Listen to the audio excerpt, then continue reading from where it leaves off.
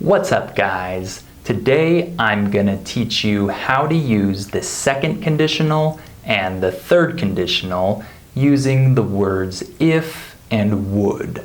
After watching this video, you'll be able to use these structures like a native speaker.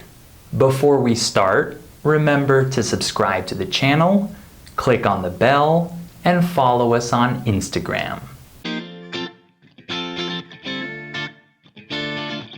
So, many English learners have trouble using conditionals in their speech. In English, we have 10 different types of conditionals in total. But in this video, we're gonna focus on the second and third conditionals, which are some of the most important ones. First, let's start with the second conditional. This conditional is used to talk about imaginary situations in the present. We imagine a situation that is not real right now, or an action that is not happening now, and we imagine the consequence of that situation or action. For example, if I had more free time, I would study Italian. In this example, I'm imagining something that isn't true right now. In reality, I don't have a lot of free time, but I'm imagining now that I do have more free time. In reality, I don't study Italian because I don't have the free time to do so. But in my imaginary situation, I have more time, so I can study Italian. Notice the verb tenses that we use. In the if clause, we use the past simple, if I had more free time. Many English learners get confused with this, and they think that because we're using the past tense, it means we're talking about a past situation. Wrong. We use the past tense in the second conditional, but we're not talking about the past. We're talking about the present. And in the main clause, we use the word would plus the base form of a verb. I would study Italian. You can also use the word could here.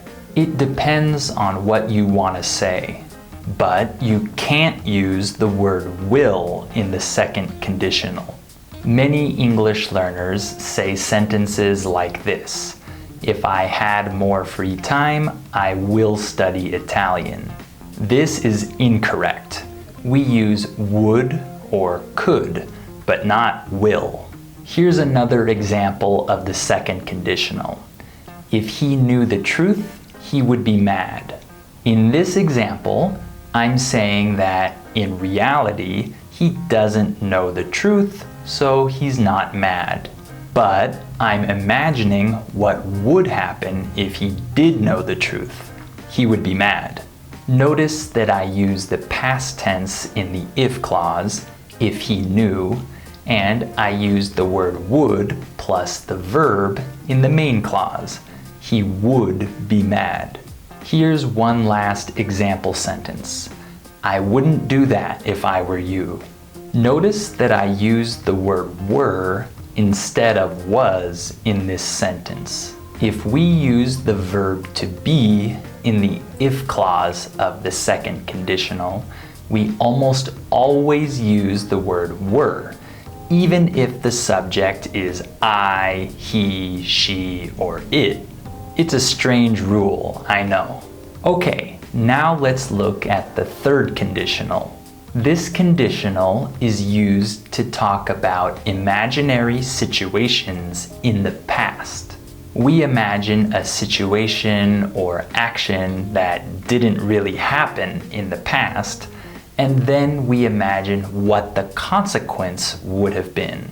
For example, if I had woken up earlier, I would have made breakfast. In this sentence, I'm saying that in reality, I didn't wake up early, so I didn't make breakfast. But I'm imagining that if the past reality were different, the consequence would have been different. Remember that both of these actions are in the past. I'm talking about something that happened or didn't happen in the past, and the result that occurred or didn't occur.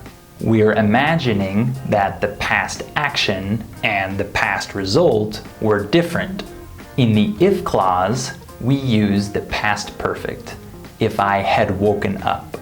And in the main clause, we use would've plus the past participle, I would've made. You can also use could've depending on the situation. Here's another example of the third conditional. If I had known you needed help, I would have helped you. In this sentence, I'm saying that in reality, I didn't know he needed help, and so I didn't help him. Notice that I use the past perfect in the if clause, if I had known, and I use would've plus the past participle in the main clause, I would have helped. Here's one last example. I wouldn't have failed if I had studied more. In this example, I'm saying that in reality, I failed because I didn't study a lot. But I'm imagining what the result would have been if I had studied. Alright, I hope this video was helpful for you. Leave a comment and try to use the second conditional or third conditional in your own sentence. And remember to subscribe to the channel, click on the bell, and follow us on Instagram for more English tips and lessons. I'll see you next time.